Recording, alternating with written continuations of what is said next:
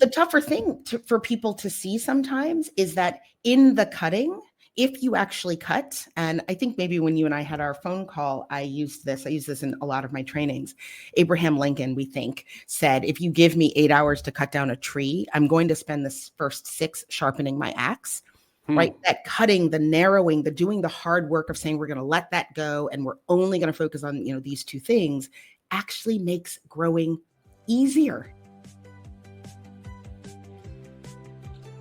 Hi there, this is Greg Harrell Edge, the founder of the Proimpact Project and host of now episode 2 of the Proimpact Pod, How Should Modern EDs Think About ... Every week, interviewing a different guest with a different topic. And this week is strategic plans. And I remember one of the very first nonprofit organizations that I got involved with, and we did the stereotypical thing where we went through months and months, super collaborative process, committee meetings, created this big, beautifully printed, amazing graphic strategic plan, put it on the shelf. The real world started happening and things changed, and all of a sudden it kind of grew dust there. And we would basically give it to donors every once in a while, but it wasn't really a meaningful strategy doc for us. So our guest today is going to help us fix that. We are thrilled to have Brooke Richie-Babbage, host of the Nonprofit Mastermind podcast, one of my favorite nonprofit podcasts, founder of Bending Arc, a strategy firm that helps orgs scale sustainably, a Yale and Harvard JD MPP, and offers strategy audits and refreshes as part of her services. And Brooke, when we got off our first ever call, I think in May, I told Sunny, my partner, that was like one of my favorite conversations I've ever had in my nonprofit career. And so I'm thrilled to chat with you about this. Thank you. I enjoyed the conversation too. And I love this series. I'm happy to be part of it. Thank you. All right. So we kick off with, what is one stat that EDs should know or keep in mind about why they should think about strat planning differently?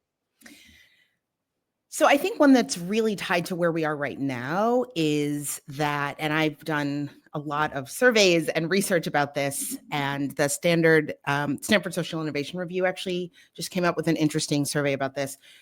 Almost half of nonprofit leaders are saying that their current strategic plan simply doesn't fit the moment. They can't use the plan they have.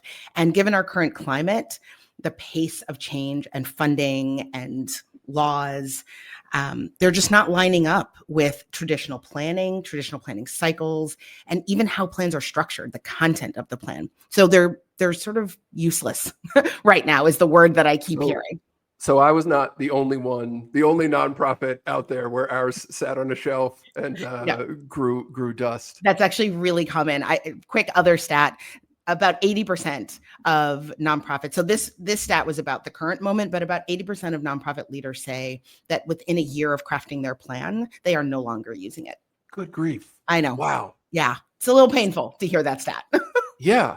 And that needs fixing. I mean, that's one of the core things. Yeah. So the next few questions are all sort of around how should, Brooke Richie-Babbage, how should modern executive directors think about strat planning?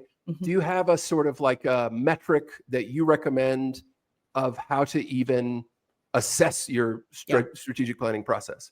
Yeah. So I thought quite a bit about this. I actually named this metric. It's not fancy. I'm a Virgo, so it's very literal. But I call it the focus alignment rate. And it's really just what you and I were focus alignment rate. Okay. Yeah, it's really just what we were talking about. So in any given month, how much of your team's time is actually spent on activities that are tied directly to a strategic goal or priority, right? And I think that this one's really important. We are hearing a lot about burnout, and this has been happening, throughout our time in the sector, but especially over the last post-COVID, during COVID, post-COVID, and now with sort of the craziness. And interestingly, when I dig deep with, and you mentioned the strategic audit and refresh, so I do work with organizations to dig into their plans. What people think is a capacity issue, teams are feeling burned out, they're working too many hours. It is often actually a clarity issue. That their teams are working hard. They are amazing teams. They're doing good work, but they're the wrong things. And that 60 to 70% of the 80 hours they're spending in a week are actually not being guided by what's in the strategic plan. They're not working towards building the same cathedral. So if you think about building a house, they're building a wall. They're doing a lot of work and the wall looks great, but it doesn't line up with my wall or the other person's wall. So they're not actually going to wind up with a house. And that means that they're burning out to no end.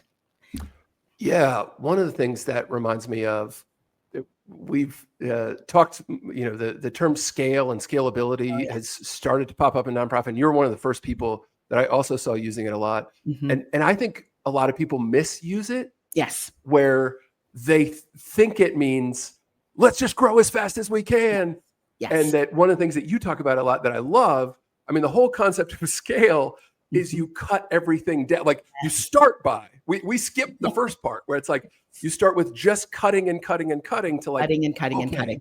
Yeah. This is what we do best, where now we can grow that really quickly. And instead we're like, okay, let's do everything. Let's grow. So I love that. Mm-hmm. The tougher thing for people to see sometimes is that in the cutting, if you actually cut, and I think maybe when you and I had our phone call, I use this in a lot of my trainings. Abraham Lincoln, we think, said, if you give me 8 hours to cut down a tree, I'm going to spend the first 6 sharpening my axe. Right? That cutting, the narrowing, the doing the hard work of saying we're going to let that go and we're only going to focus on, these 2 things actually makes growing easier. It makes it not complex. It makes it smoother. And organizations that do that well grow faster. They bring in money more easily. Their team is more aligned, right? So that scale works better if you do the hard part first. Yeah. And it's interesting. I mean, thinking back to strategic planning committee meetings from forever ago, it's almost the opposite. Yes. When you're in meeting number 7 yes. and you're putting out like, okay, well, what are we going to be doing 3 years from now? Yeah. Of course, everybody can just throw out ideas and be like, yeah, that seems like a nice thing to put in the plan. Like, that'll look nice. And, somebody could read that and get excited about it. Yeah. And so it's almost the opposite. Like it is a opposite scale, reverse scale process of just like spewing, as many fun sounding ideas as you can out there. Yeah. I think that the strategic planning processes that I used to go through before I really sort of honed my own process focused a lot on the form of the process, right? How many meetings and how are we going to involve the board and, planning committees and all of these different working groups. That's about structure. When actually there are only 5 questions that you need to answer to get to a good strategic plan. And what you can 5 questions. Is that proprietary in the? No. I mean, everything that I sort of organize, I like framework. So you need to know everyone on all your stakeholders, your team, your board, and the people that you are hoping to grow with need to be on the same page about who you are, right? Your mission, your theory of change, your unique value proposition. You need to have a really good understanding of where you're starting from. That's where the SWOT analysis comes in, but I call it an asset map. What are we good at already? What do we need to let go of? What's become a distraction, right? What's our starting point? You need to know where you're going. What's the cathedral that you're building together? That's your long-term vision. In 20 years, what does a successful organization look like, feel like? How do we move through the world? You need to decide, in order to get there, what are we going to focus on? Right? So what's the first leg of our journey in service of that vision? Those are your priorities and your goals. And then you need to know, what are we going to do to get there? Right? Those are your strategies and your activities. Those are the 5 questions. You can answer those 5 questions. And I've worked with organizations that have done this in a month, right? You can answer them in, I recommend no longer than 5 months, but you focus on the content. What do we need to know to make good strategic decisions that people buy into? And then you build the structure around it. So you don't need committees if you don't need committees, right? If you don't need them to answer those questions, don't have them.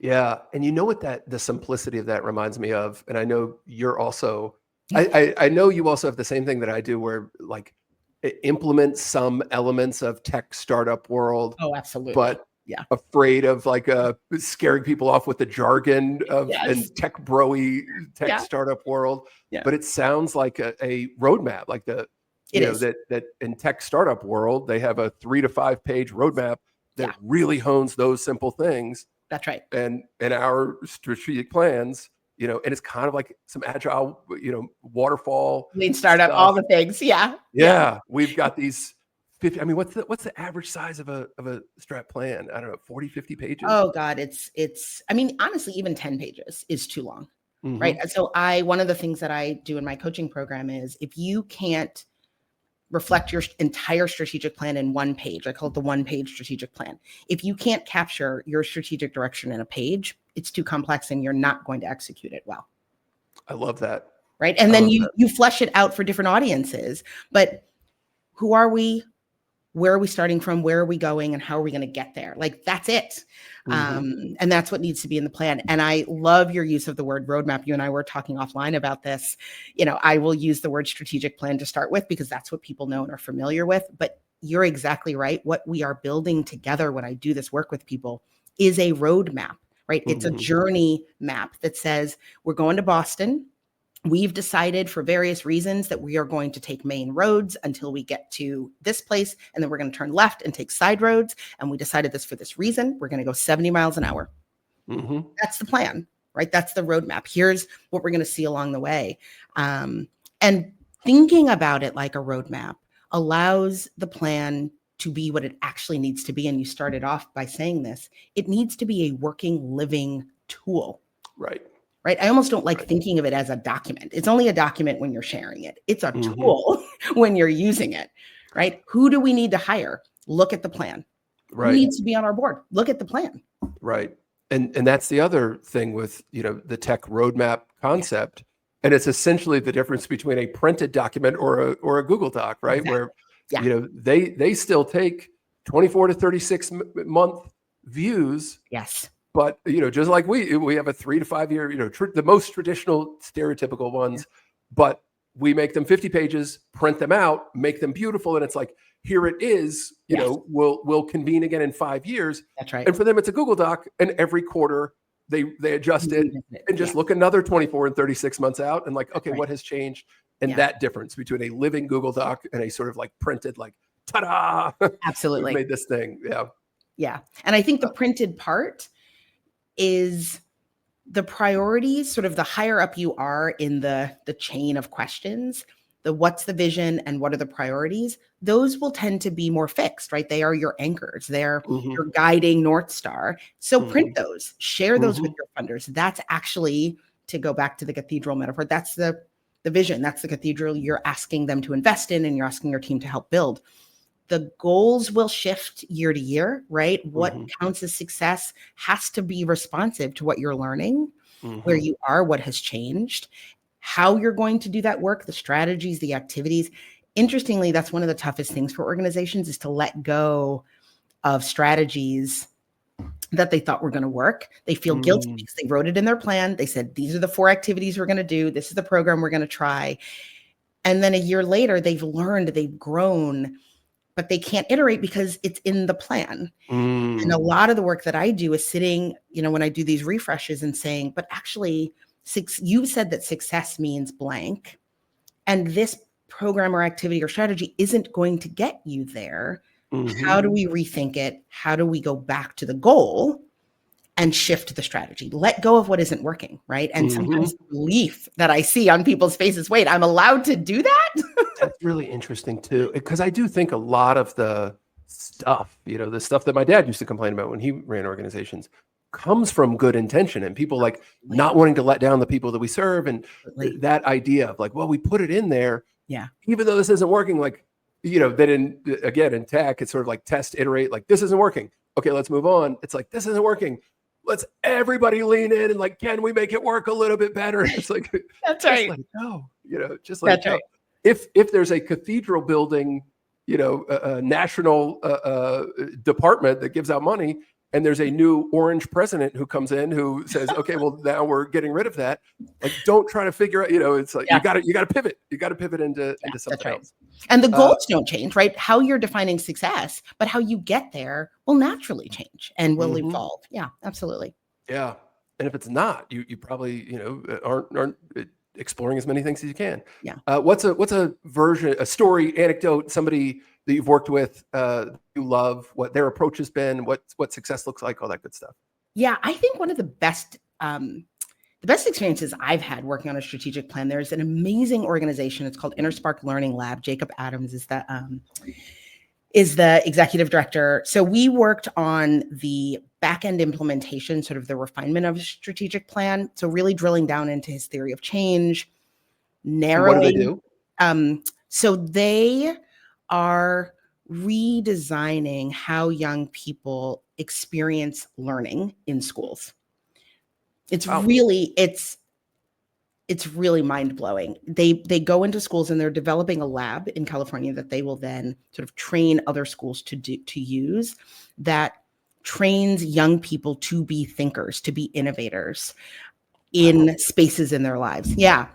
So interestingly, because they don't, save baby seals or run a homeless shelter, the strategic plan was really critical, because what they do can feel wonky to people. It can feel esoteric, and they're sort of, building strong people. And like, what does that mean? And so what we did was we got really clear about their theory of change and their priorities. What does success look like 3 years from now? Not what do we want to do? What are the activities we want to do? And one of the things that I saw Jacob do so well was let go of things. He and his team said, oh, interesting. We thought that we were going to do 3 programs in these regions and these activities in this way. But actually, when we sit and think about what success looks like for our young people, for the kids that the transformation we're trying to bring about, what that actually looks like when we craft the vision, this way of doing it doesn't work. And so they really got clear on their priorities, their goals, and they let their activities grow out of that. And I think the reason it is so exciting for me to be on this journey with them, so we're working together now, is that strategic plan, those priorities and those goals have informed almost every strategic decision that he, as the CEO, and his team and their board have made in the last 9 months, right? His staffing chart completely changed. Roles shifted. People got promotions into functions and roles that better fit them. Everybody on his team, and you do not see this often, everybody understands how they fit into the larger strategic direction. If you ask anyone, what do you do and why? How does it fit into where you're going? It's like, which president? It was Kennedy that said, we have one outcome. We're going to the moon. And if you talk to the janitor, if you talk to to Congress, everybody's like, that's where we're going. That's how Jacob's team is. The people on his board understand. He has language now that he can take into funder meetings and say, this is where we're going. This is how your investment can help. He has a stronger, what we call true cost budget that grew out of his priorities. He's doing board recruitment. He's being invited to speak on stages and podcasts because his messaging is so clear. The people that love it are able to lean in, and the people that it's not for are leaning out. It's just been a remarkable transformation growing out of the clarity of the plan. Yeah. That's amazing. Yeah. And so let's talk about what your approach is. So so you've got a service, strategy audit and refresh. Yeah. How do you work with folks to do exactly that? What was your process with them? And Yeah. So I have an entire toolkit. It's a self-facilitated strategic planning toolkit. People can run their own strategic planning processes. If they want, they can buy that from me. What I offer is I take your strategic plan, I look at your funding materials, your public messaging, everything, and I do an audit of what's working, where it feels messy, we do a comprehensive onboarding. So I hear your perspective too, but where it's breaking down, where it's not clear, where it's getting in the way of your growth. And then I give you a few different things to help you get back on track. You get a clarity audit, which is a detailed review of your plan, where it's unclear, where it's contradictory, where it's disconnected from your operations. And I give you concrete recommendations to sharpen your focus and get back on track. I give you a message and narrative refresh. So a big part of the challenge that organizations have is, how do we talk about our priorities and goals in a way that makes them attractive to the people we want to be attracting? So I align your goals with your public messaging and your fundraising language so that you have a messaging guide that you can take into funder meetings, et cetera. You get a high-level staffing map. I talked about Jacob using his plan to understand who to hire. So it's not an org chart, but it's if you want to achieve, if this is the cathedral you're building, here are the roles and functions you're going to need strategically to get there. And sometimes that can cut through the noise that EDs are sitting with of their current team, right? This is your aspirational team. You get an affinity map. Who are the donors and funders and types of people that would naturally be drawn to this strategic plan, and where and how can you find them and what do you say to them? And then I create something that I really love creating, which is what I call a strategic North Star document.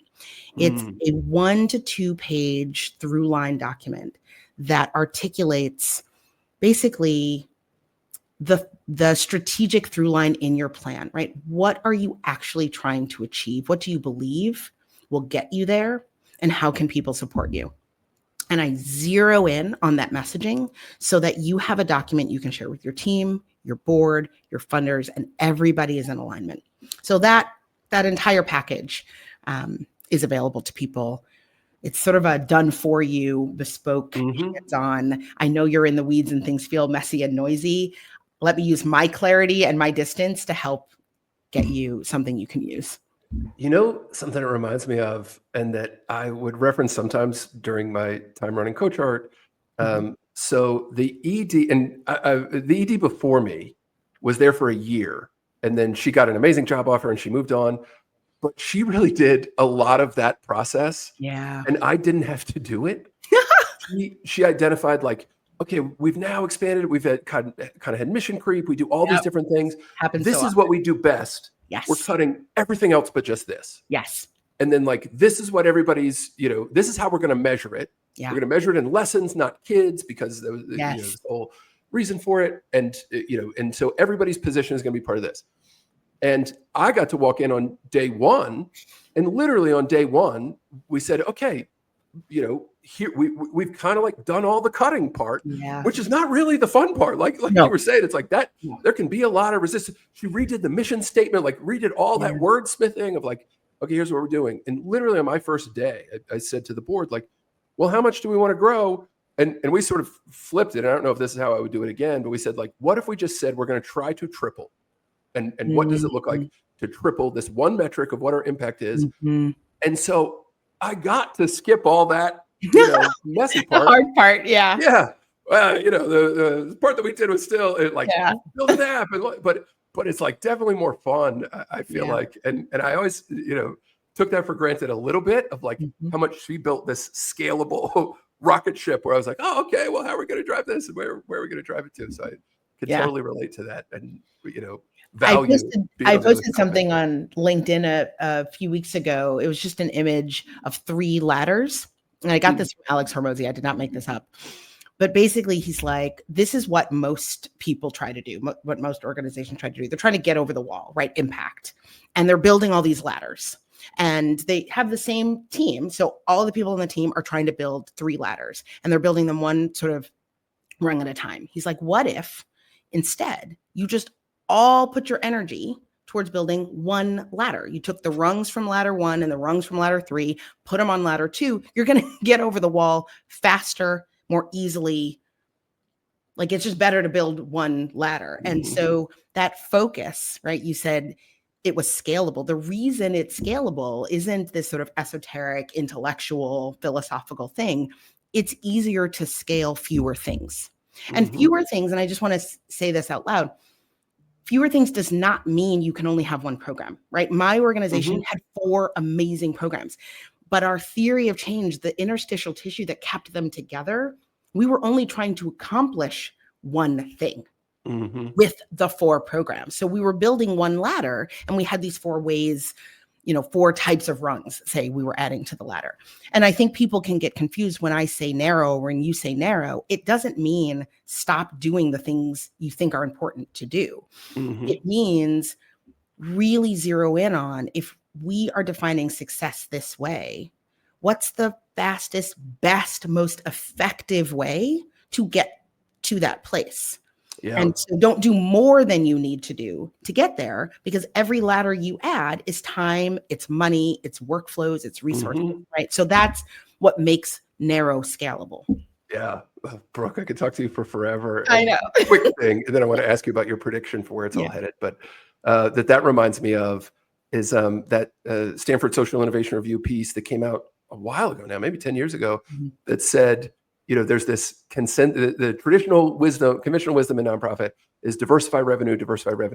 Yeah. But if you was look just talking about this article. Yeah. The organizations that make it to $50 million, they do one or two things and they do them really well. Yeah. And so what if instead of like, okay, we do this well, now how can we get, from a D to a B and these other things? Yeah. We just like, what's your prediction for where everything's headed with strat planning and the entire nonprofit sector, and how should modern EDs think about it? I think we are heading into an era where strategic plans, as so many of us have learned and been taught, I think they're going to be obsolete. Yeah. I think that COVID, followed by all of the political interestingness post-COVID, followed by everything that's happening now, I think what we're learning is that if we hadn't learned it before, the world moves quickly, and the issues that we are trying to solve in our sector, they are big, wicked, hairy issues. They are complex.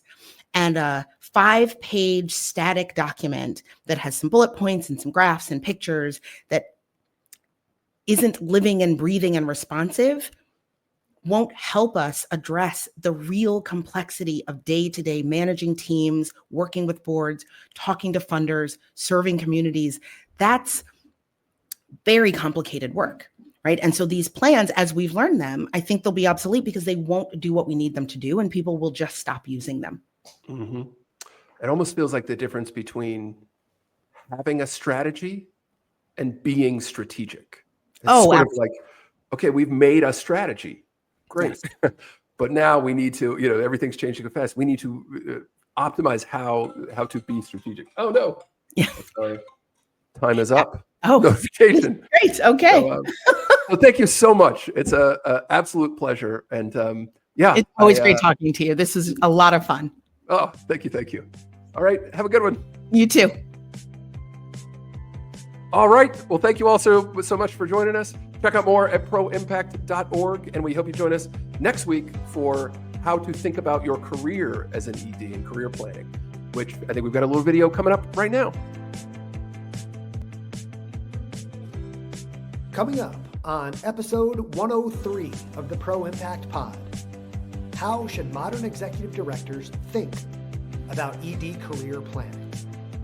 Join host Greg Harrell Edge and special guest Maria Yurikova live on LinkedIn on Tuesday, July 29th at 3 p.m. Eastern, or catch the replay on